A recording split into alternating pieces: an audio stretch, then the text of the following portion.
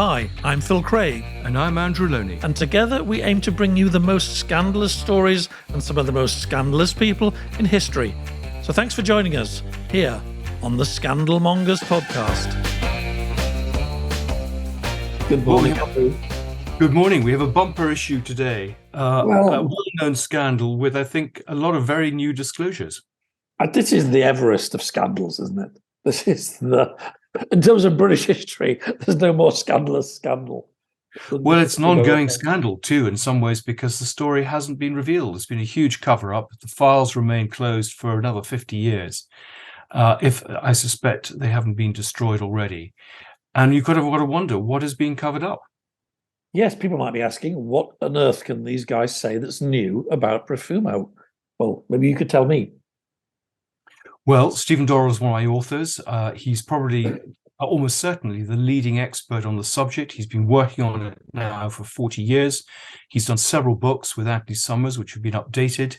He interviewed a lot of the key players in the 1980s and 90s when they were still alive, and is an extremely good researcher. Really follows through and gets the story. And I think what he's done is he's opened up certainly from what I've seen of what he's written, he's opened up the story to show that it has tentacles that stretch way out beyond the obvious names that we've heard. Profumo, the cabinet minister, to resign, Ivanov, the naval officer who was involved with Christine Keeler and others, and that it's a much bigger scandal than we realized. And that's, I suspect, why it's got to be shut down. Denning did a report which everyone, even at the time, realized was a whitewash. And from what I know about what Stephen has written about, there were probably good reasons for this story to be shut down then. But I don't think it's very hard to justify it being shut down 60 years later. Gosh, well, that sounds like a very exciting hour ahead. So shall we just, for people who are maybe Americans or not British or just don't know about Profumo, it was the early 60s after all, really basic stuff. It's a conservative government. Harold Macmillan is the prime minister. There have been lots of scandals in the years leading up to it to do with misbehavior in public life and spying and people defecting. Lord Profumo is the Minister of War, so he's across all the top sort of security and military secrets. And of course, it's the backdrop with the Cuban Missile Crisis and the height of the Cold War. So I think that's an element we mustn't disregard. All that's going on. We're spying on them. They're spying on us. There are KGB agents running around. There's the British intelligence, MI5, MI6 running around. And then there's this kind of circle of sort of rich, slightly dissolute politicians, aristocrats, who whisper it quietly, maybe members of the royal family, who know this man, Stephen Ward, who sort of arranges parties and can arrange women and can arrange drugs.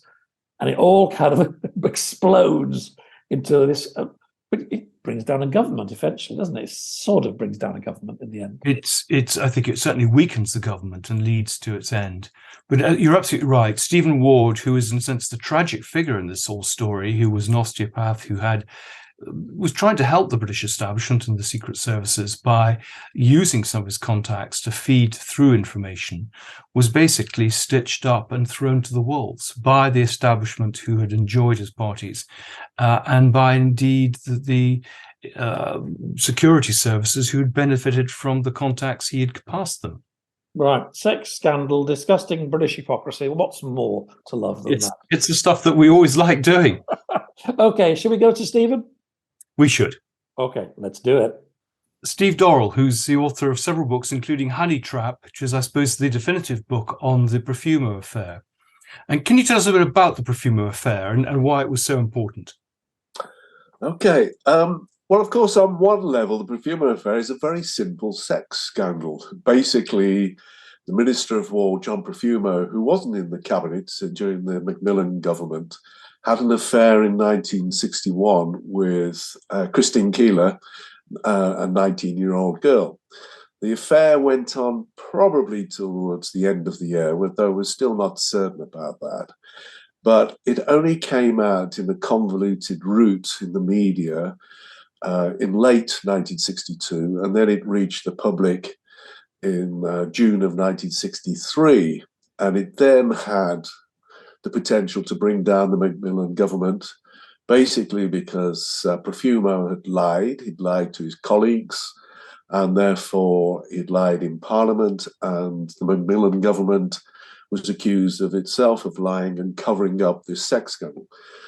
But it's much more complicated than that, because you get the involvement of Stephen Ward, the society osteopath, who was a friend of Christine Keeler, and a number of other girls who were involved with other politicians, film stars, people on both sides of the Atlantic, etc.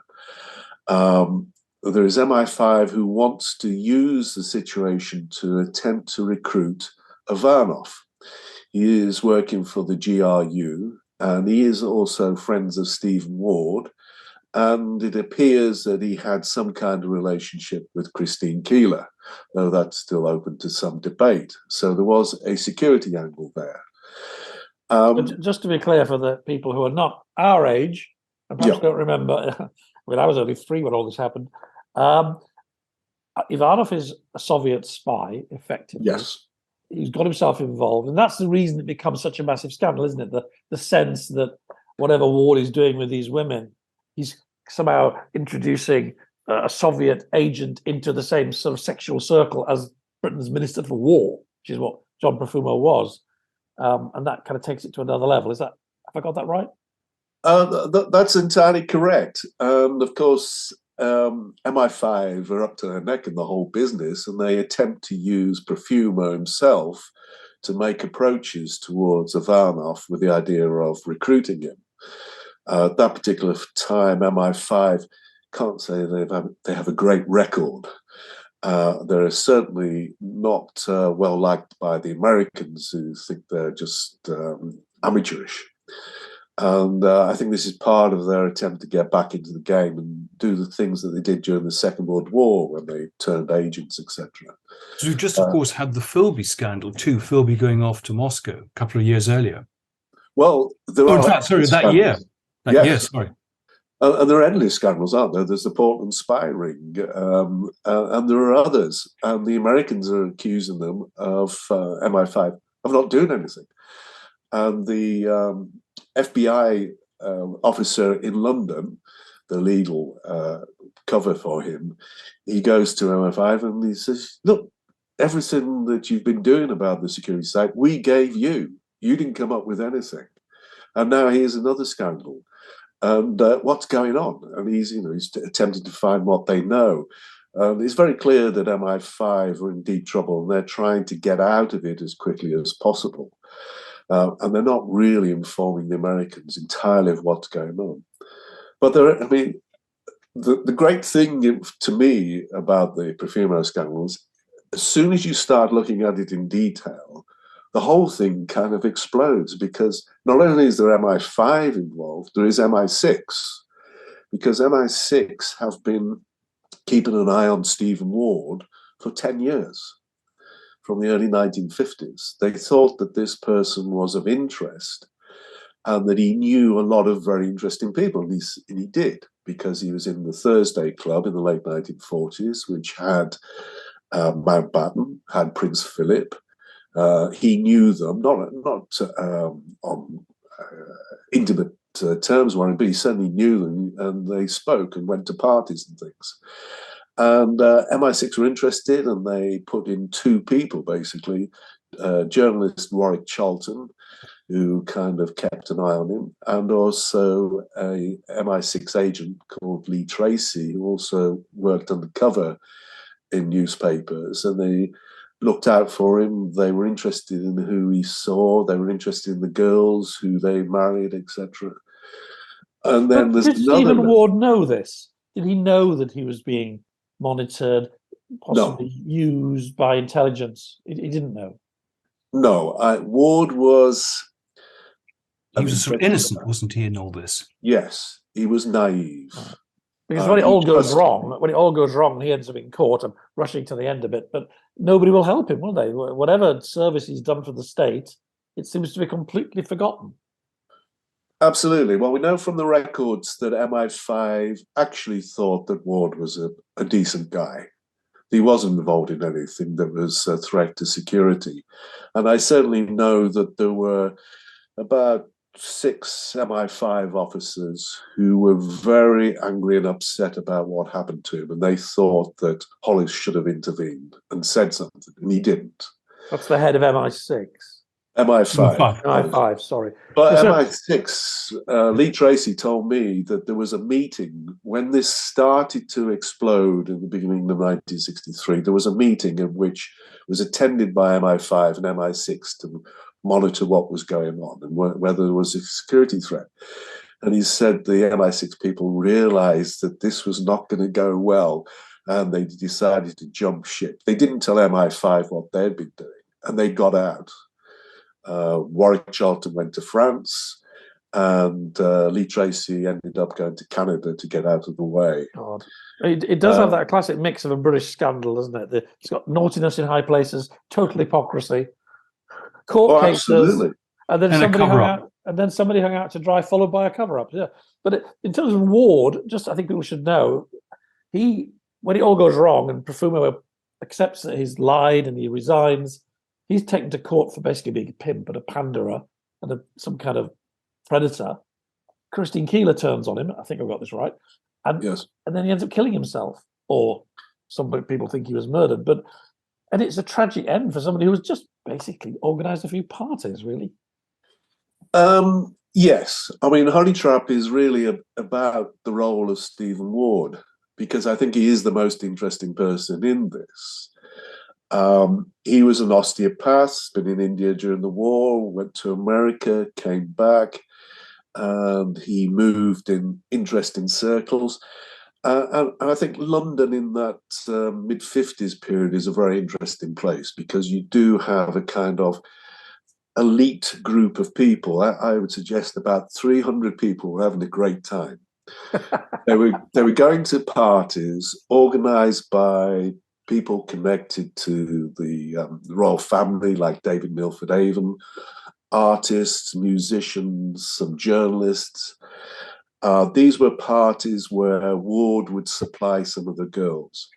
And by saying supply, that doesn't mean he was a pimp in what we know as a pimp. He met girls in coffee bars. He'd be driving around London in his Jag, and he would spot somebody and he'd say, kind of, would you like to go to a party? And he would kind of teach them to dress. He was the Higgins character, and how to speak, and we'd introduce them to interesting people. Some of them did become, married into the aristocracy. One case is Maureen Swanson, who sued me when I said she was a rank starlet, which she was. Ward knew quite a few of the people who worked in the film industry, and some of those rank starlets he got to know, people around Diana Dawes, etc. And he took to parties, and he would take them to the parties. And what happened after that was, up to them. And what did he get out of this? He just liked being at the centre of events, did he? Yes. He clearly had a kind of fetish for this. He liked young women, 19, 20, 21, who had some kind of potential. And he was a snob, and he wanted them to succeed, and he thought he could do it, and he did. He got people, as I said, married to, like, Lord Dudley, etc. And he enjoyed that whole process. He enjoyed mixing in that group, and he enjoyed seeing his protégés as they were. Now, there was a sexual element, and he did have his own particular kinks. He liked them to dress up in high heels, stockings, etc. But he wasn't really a sexual person, in straight intercourse or anything. I think he liked to take photographs. He liked to be around artists, and there are a number of artists who did erotic drawings, which are now quite valuable, who attended some parties and took sketches and those kind of things. I think he liked the whole social process. He's a complicated character, but I mean, for 10 years, he had, I think, a pretty good time, and guy kind of got away with it. And it's one of the concerns about the fact that Prince Philip and other royals were associated with him. I mean, he painted or drew the royal family. Did. Those pictures were then sort of mysteriously vanished, didn't they? They did. Now, this is one of the kind of hidden elements of the Profumo Affair and why it becomes much more interesting than just a straight sex scandal. Because there were various kinds of parties. There were fairly straight parties, like at Lord Astor at Clifton, which I don't think anything untoward actually happened. Then there were the parties in the cottage, which was different. And there were weekend parties where he would invite people down for the weekend. And people like Christine Keeler, Mandy, Rice-Davies, Paul Mann would go down for the weekend. They would kind of have fairly straight parties, but there would be other elements to those, which I'll come to. But then there were the kind of sex parties. And there were people like Mariella Novotny and Hod Dibben who held these parties where sex was a major part of it.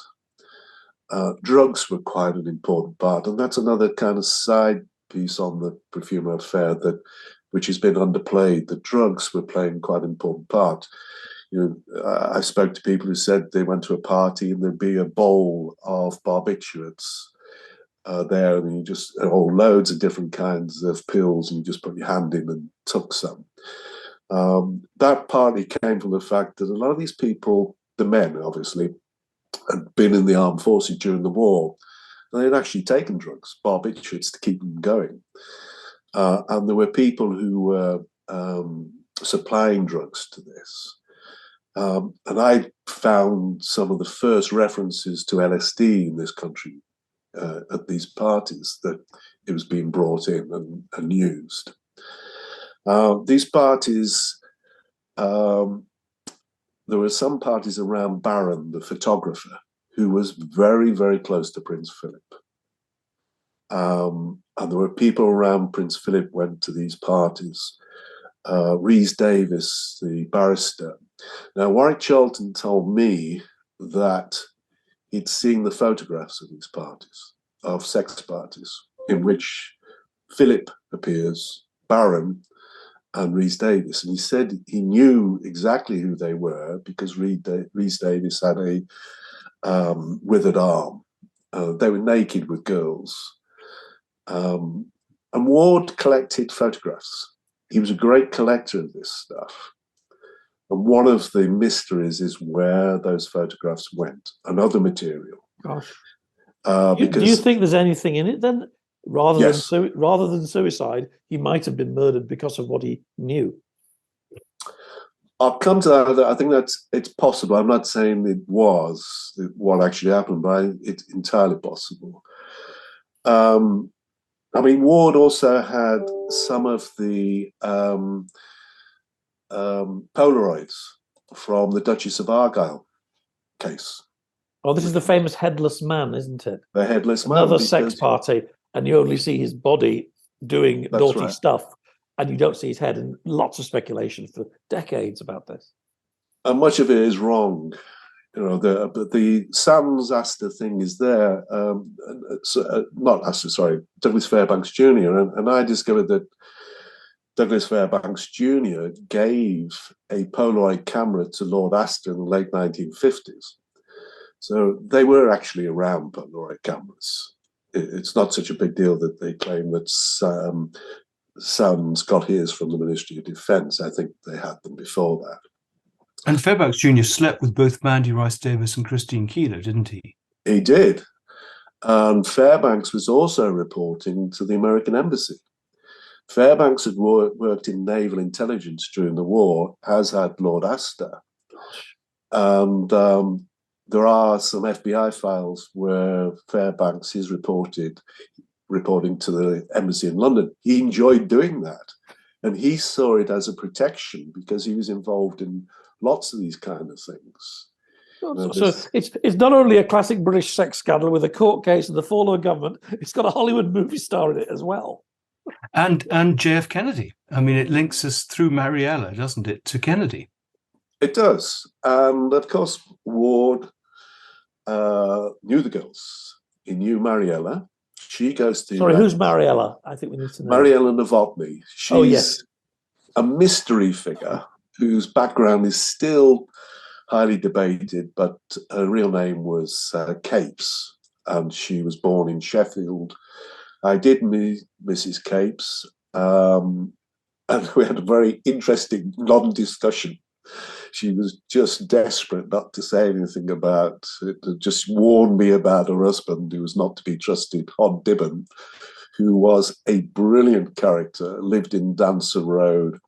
I interviewed him in the 80s, and he was old then. And he said, that's the chair in which Mariella had sex with a guy on our wedding night. Whilst I was wearing a leather suit, sniffing ampules of Benzedrine. It makes our evenings at the Chelsea Art Club look rather boring, Andrew. No, well, it does. We've been ratcheting up the scandal mongers. But Mariella went off to United States to follow on from two other girls. One of those was Susie Chang, who remained mysterious for a long time. We did find her, and it turned out she was another Ward girl. And she'd been involved with Snowden, Tony Snowden, the photographer, because he had a thing for Chinese girls. And she'd been in a couple of low-profile girly movies, which were done by a friend of Ward who did films. The other one is Susie Chang's still alive. She lives in America. I've spoken to her, and she knew Kennedy. And she said, "Oh yes, I knew Kennedy. I met him at the 21 Club." The other one is a weather girl who was another Ward girl. She's still alive, but she refuses to talk. But she was on the campaign trail with JFK, and there are some files that have come out recently from the JFK archive, which have unredacted some of the FBI files and show that they were concerned about it. The Americans got really concerned about this. So Ward is at the centre of this international kind of party scene for the few hundred people that are allowed to have any kind of fun in the 1960s. And then, he falls. He's brought down by the scandal of Profumo, takes his own life. Yes. Sad. His friends abandon him, I think, and nobody will help him. But does it mean anything beyond just a kind of sordid British sex scandal in the really big picture? Well, yes. It's the only. Well, there are only two instances I'm aware of where the Americans basically said we're closing down the intelligence connection. Now, almost everybody writes on intelligence and about this underplay what actually happened, and I think deliberately try and ignore it. But there was an American agent, a Russian agent called Fedora, and he told the Americans, the CIA, that Ivanov had returned to Russia with material, and that actually people had been compromised. And the Americans got extremely worried because they weren't getting anything out of the British. And I think it's July 63, they threatened to close the intelligence connection, which is pretty terrifying to the British because, 80% of the intelligence comes from the Americans. I think they only did this again in 73 over Cyprus with Heath. So the Americans, now whether it's true or not about the actual security, the Americans took it very, very seriously. And Kennedy and his brother were going over the files. They were extremely interested in what was happening in London at that time with Ward and his girls, because clearly they were aware and frightened of Susie Chang. And they have meetings about it at the very highest levels. And it ends up with Robert Kennedy going to the newspaper, which is attempting to expose this, and basically threatening them with a trust suit, which would basically close them down. And so it's only alluded to, it's never really brought out. To protect the secret of his brother's sex life, effectively. Yes. Gosh. And it's the first kind of real occasion where the press in America decides this is a big story, we can bring it out. And the Kennedys use everything they have to stop it. And then, of course, there is a threat to the Macmillan government itself. What do they know and when did they know? Because there are two Americans in London at that time, a man called Thomas Corbally, who has an extremely dubious background, gangsters, probably CIA, certainly was in intelligence during the war, etc., who knows Keeler and Mandy Rice-Davies, and they tell him things. And also his flatmate is a man called Billy Hitchcock, who comes from the extremely wealthy Mellon family and knows the American ambassador in London, David Bruce, who's a former OSS American intelligence officer, and he tells him about what's going on. And they claim that they've told Macmillan about what's going on with Profumo, Ward, and the girls, etc. Corbally is named not directly in Parliament. He's one of three supposed international blackmailers who has knowledge of what's going on. And George Whig, who is Labour Shadow Minister on Defence and hates Profumo, brings this up in Parliament, that there are international things going on. So it has all kinds of ramifications. Right, and then there's a massive inquiry, which I think you and most other journalists and writers consider a cover-up. To this day, I think documents have not been revealed. Isn't that right? Well, I don't think books is going to be revealed for another sort of 20 or 30 years. Isn't that not right? At least. Yeah. I did have correspondence with Lord Denning, his inquiry in September of 63, and he said that some of the material was so salacious the British public shouldn't see it, basically. And he wanted it locked away. He wanted it actually destroyed. Well, why do you think that is? Is this about the royal family, or is this just about a British obsession with secrecy? And sex. And sex, yes. I mean, one of the things he hated was Marion Novotny and Hod, who just told him what they did about the parties and all the rest of it. And he really hated that. But yes, it's difficult to know because simply the inquiry was a cover-up. It was a whitewash. So we don't really know what is in it. But one assumes that some of the stuff that Ward was into and got up to and the girls, etc., is there. So we don't see that. But we have had the MI5 files, which are interesting because I've been following this for 30 years or more, and there are new names which we didn't know about. There is new material. What's interesting is they knew about Susie Chang. There is a section in it which says that she went off to America, went on the campaign trail, JFK, etc. So they did know some things. But what I found interesting was the lack of investigation. On the one hand, it reveals a kind of secret state in which they have numerous sources everywhere. They're getting all this material in from a source all the time. And one of the pieces I found interesting was about drugs, because they're very concerned that one of the drugs that Corbally is using is used by intelligence for interrogations. And they have a source who must have been in the room. Mandy Rice-Davies is given 3 crushed tablets by Corbally, and she takes them. And the guy describes the scene and gives it a report to MI5. But they have all this material, but it never seems to go anywhere. They never develop it. They never investigate. And what's disturbing also is, although they know about Ivanov and have quite a lot of material about him, been following him around, obviously because they want to try and entrap him and they want to recruit him, they don't mention other people.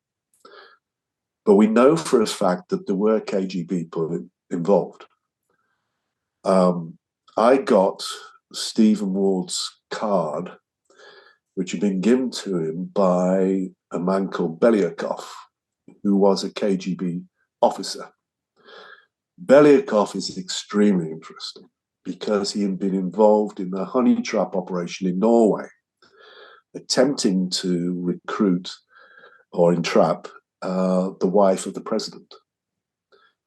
And I was told from a good source, as they say, that Belyakov's mission in London was actually to entrap Profumo's wife. Oh, really? Profumo's wife was having an affair at the time, which is why it wasn't such a big thing that Profumo, her husband, was having an affair.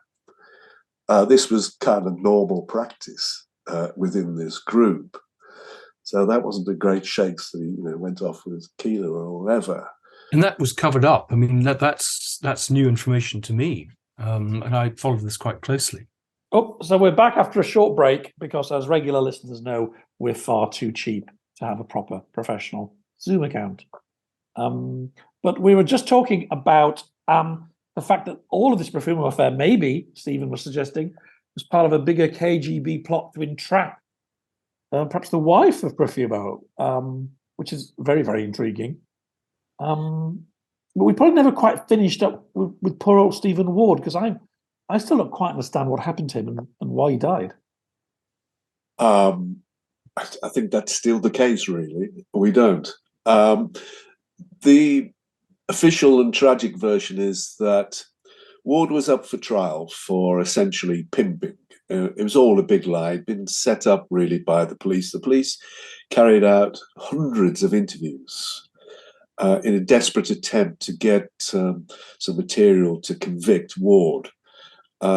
Really, this probably went out from the Home Secretary of the time, Brooke, and the police, MI5, withdrew from the case. They didn't want to get involved, but the establishment went after Ward. There was a meeting of Ward's friends, and people like Dudley, Astor, and others that he knew came together, had a meeting. They discussed whether they would support Ward or not, and they didn't. Oh. Astor did support him financially at the trial, so you have to say that was a really good thing. But these kind of establishment figures did not want to get involved in what turned out to be the big scandal of the century. And they'd all been at his parties. They'd all enjoyed his hospitality. Absolutely, and they were married to some of his girls. Wow. Because they knew that. And that was a kind of dangerous thing as well. And there were other elements going on because there were collections of photographs, pornography.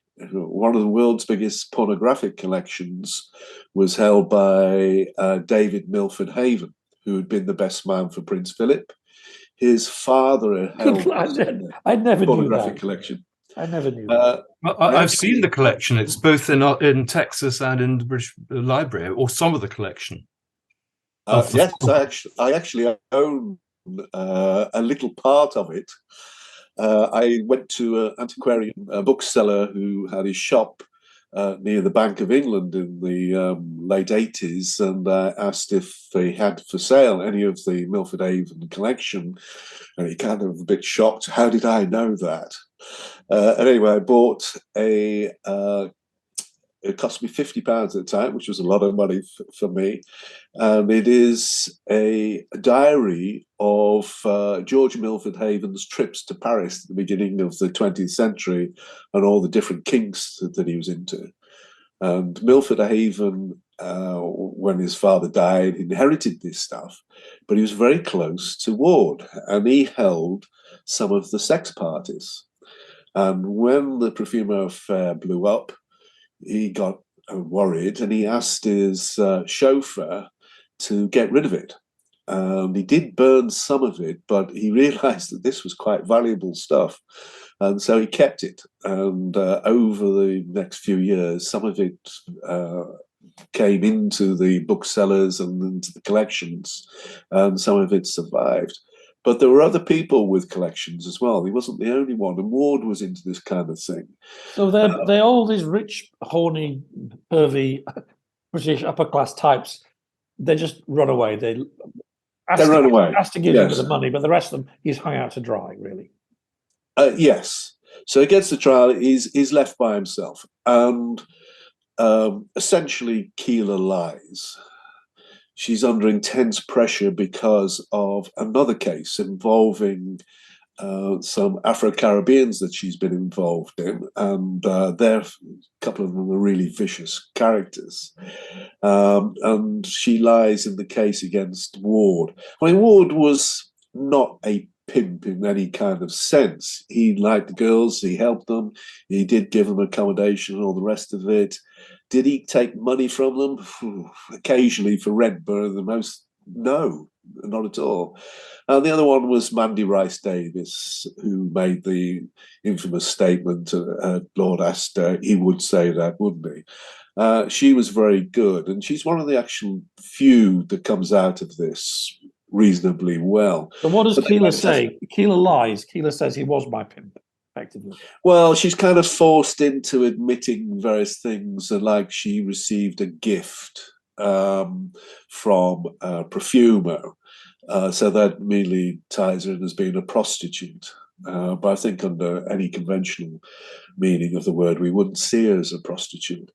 There is evidence that she did, in fact, be a prostitute for a short period, but really she was a kind of good time girl. And if it had been reversed, it had been men, it would never have cropped up. But they used everything they could against Ward, and they got a lot of dubious prostitutes in who did lie and admitted it after, because they were under intense pressure from the police to lie in court. So it came to the kind of final night. Now, there are two versions. Basically, Ward had had enough, and he went home, and he was living in the flat of Noel Jones, and he took an overdose of barbiturates, and he was dead next morning. Now, it becomes somewhat controversial. Lee Tracy said, no, he actually was done in. He named the person who did it, Stanley Reiter, who was a Polish part-time journalist who worked one time for Rachman. Rachman being the notorious landlord, although that's another rabbit hole to go down, the whole Rachman thing. And we did speak to his daughter, other Polish exiles who knew him. We spoke to Paul Mann, who said that he met with some MI5 characters who said, yes, he was done in. Do you believe it? It's hard to know. It's entirely possible. There is a dispute between Tom Mangold, famous Panorama journalist, who said that he was the last person to see him that night, and says, no, he was writing letters to various people indicating that there was no way out. This was kind of the end. However, there is also another Express journalist, Brian Wharton, a photographer, who says no, he was the last person to see him, and he actually took photographs of Ward writing a letter to the Home Secretary, threatening to reveal names of people, etc. Wharton says that he took photographs. He expected, and Ward told him he'll see him next day at the court. He sent his photographs to the Express, dropped them off, and he says those photographs disappeared. And he's adamant that he did that. So there is some controversy about that. But clearly, it's possible that Ward did know much more. We know that last night he went to Rachman's former home and apparently took something from the ceiling which had been hidden. What that was, we don't know, but it's possible it could be photographs. The photographs, we know where they went. There is a very interesting passage in the Crossman diaries. He turns up at Oddman's Press one day, June 24, I think it is. And he says he walks into the room and there are all the bigwigs, Cudlip, etc. And he realizes something is going on and they don't want to tell him. Now, Warwick Charlton. These are the people that run the Daily Express, just to be clear. No, this is Odham's Press Round Mirror. Oh, the Mirror. Okay, sorry. A separate one. And Warwick Charlton, the person who'd been kind of keeping an eye on Ward, says that the photographs which Special Branch had picked were after were at Odham's Press, and that they came in, and this is what Crossman came on to, and picked up the photographs, and that was the last we saw of them. Certainly Denning had been given material, and that was one of the reasons why he never wanted the Denning report and its contents and interviews, etc., to be ever revealed. And so these are the papers that are still being held back and maybe held back for another few decades. If they exist anymore. Right. I mean, as Andrew knows, the situation of files in the Cabinet Office is an absolute disgrace. I mean, there's no catalogue, things are missing, they don't know where they are. They did an investigation about 5 years ago. 2 Home Office people went in to look, and they said they came across stuff that had been hidden away for decades. But anyway, so it's potential that Ward did have material that would be kind of blackmail material, would be very dangerous. It's possible, of course, he killed himself and then somebody came in to clean the place up and remove all this stuff.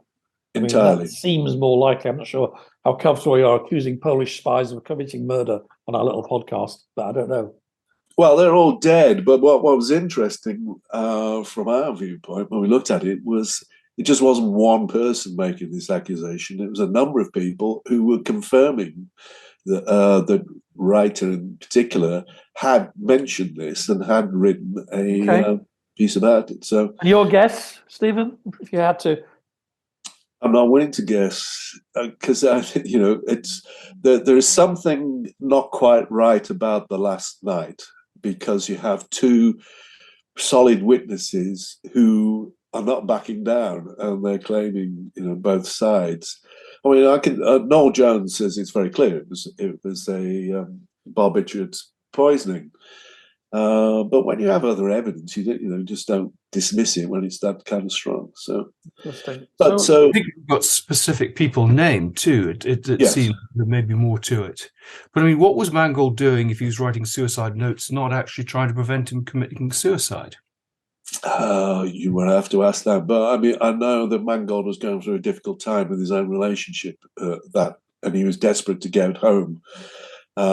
Yes, Tom, I know Tom. I worked with him at Panorama. He has written about this, and he does feel remorseful that he was so preoccupied with his own life, problems in his life, that he didn't spend the time that he feels might have saved, changed his mind, Ward's mind. But he'll never know that. We'll never know. He'll never know that. And on the other side, Wardens generally believed that Ward wasn't going to commit suicide and was actually going to stand up the next day and defend himself. It is a very dark story, isn't it? And it makes you think Britain in the early 60s, it's like a bit of it's a police state. I mean, you've got, it's not a police state, but it's the elements to this story that are very dark. The police and the Home Office going after somebody in the way you might think the Soviets would. Well, yes. I mean, it's very clear that there were those inside MI5, Mitchell, etc., and I've got a list of names, who were very upset about this, angry. There were scenes apparently inside the service that they should have come out and protected Ward. I mean, Peter Wright, one of the interesting little bits that he revealed later was that Hollis, who was the Director General of MI5, actually destroyed some evidence, which is embarrassing to MI5. When Denning, the judge, asked for material from MI5, Hollis apparently, according to Peter Wright, and I don't disbelieve him on this point, destroyed some of the material that he should have sent, which would have put Ward in a better light. So, what a tangled web. I think it gets even darker, much darker, because I think at the center of all of this are the women. And these are young women who are exploited and exploited again by men. There is another kind of rabbit hole in this, is the abortions. There was an abortionist, Dr. Sugden, who was the abortionist to the stars kind of way, and was friends of Ward, and the girls went there. But so did members of the aristocracy, and there is a Hollywood actress who's still alive who went to Sugden. It was that terrible period of legal abortions, etc. There's the pornography, the films in which the women were engaged in on the parties. There are the women who stood by Ward. There are two women who stood by Ward right to the end, were with him in the last few days, who spoke up for him in court. What happened? Well, very few of the women came out of this well. Mandy Rice-Davies is one of the very, very few.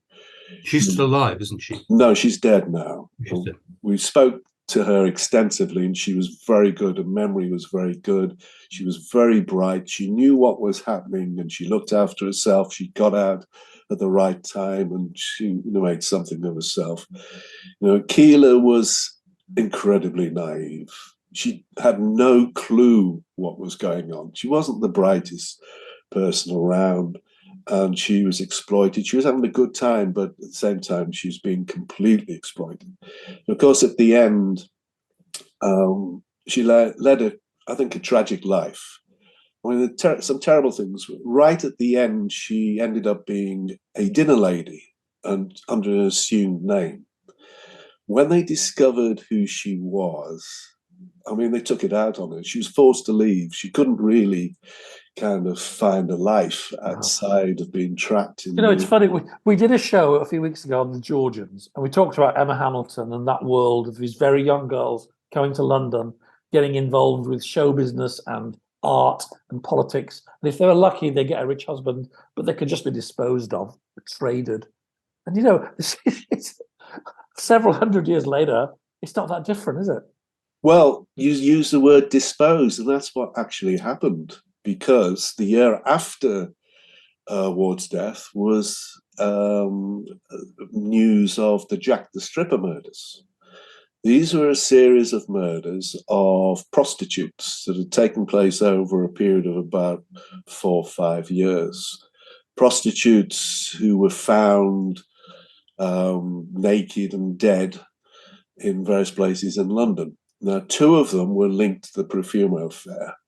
Frances Brown, who appeared in court against Ward, and another one, Anna Tailford, who is alleged to have taken part in the parties at David Milford Haven, were 2 of the victims of this. This drew in a lot of investigation into aspects of the Profumo Affair and the girls that had been involved. But some of the Julie Gulliver stood by Ward. She ended up committing suicide. Marlowe, who was kind of his big find in the 50s, she did, and various others. So, at the heart of this is the treatment of women. And it was and did they commit suicide, or do you think there's Yes. something more sinister? No, I think a lot of it was, again, exploited by men. They had a good time for a short period. They got rejected, thrown out, disposed of, the abortions. I mean, I don't know, Keeler had, 3 or 4 abortions in this period, as did others. The aristocracy, those who were Ward's friends for time, came out of this well. They did all right. Profumo, of course, did fine in the end. He was a multimillionaire. He was back in with the royal family by the 80s. He was with the Queen Mother, go horse racing, all that kind of thing. He was rehabilitated, but people have forgotten completely the existence of. There's a dozen girls. If you go from the 50s onwards, Ruth Ellis was a friend of Ward, and she was, I would say, another victim of what was going on. And there were others. So it's an incredible social history, this. And you do read people all the time saying, let's return to the morality of the 1950s and everything. Yes. No, it wasn't. It was horrible. It was, people had no rights, and all these abuses were happening behind closed doors. And yeah, gosh.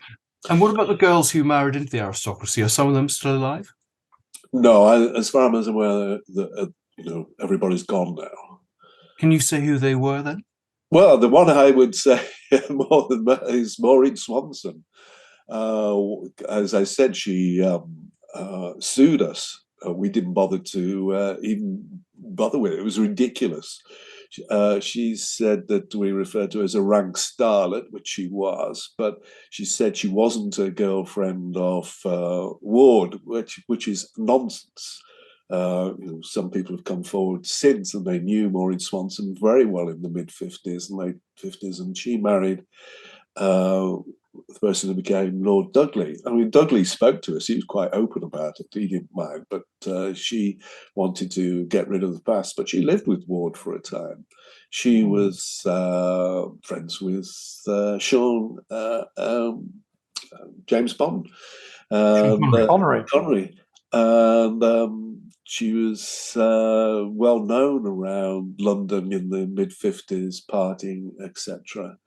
And I'm glad somebody got something out of it. We do have to stop now because we're well over the hour. But I'll just say one thing. I think this is, in a way, the beginnings of the 60s. That what you see is there's West Indians, there's the music, the clubs, and you see kind of the breakout that young women are becoming much more independent. They are making something of themselves, and the music is changing. So this is a key moment in lots of ways in the social history of Britain. And we see so much of this in television programs now, the fact there have been several films based on Profumo. But it's a much bigger scandal in some ways than I realized, with, as you say, these tentacles stretching out and continuing to this day, really. Indeed. I think so. Yeah. And thank you so much for talking us through it. I mean, I just learned so much. I mean, slightly depressed at the end of it, I have to say. But it's fascinating. It's a wonderful story. Fascinating. And you've done so much work. You've really taken the story forward in a way I don't think any other authors have. So thank you very much. And we'll put a link onto your book, which we thoroughly recommend. Okay. Thanks very much. Thanks a lot. We'll see you soon. Thank you. See you soon. Bye. Bye. Thank you for listening to the Scandalmongers podcast. This has been a Podcast World production. You can get in contact with our show by emailing team@podcastworld.org, placing Scandalmongers in the heading, or via our social media links within the show's bio.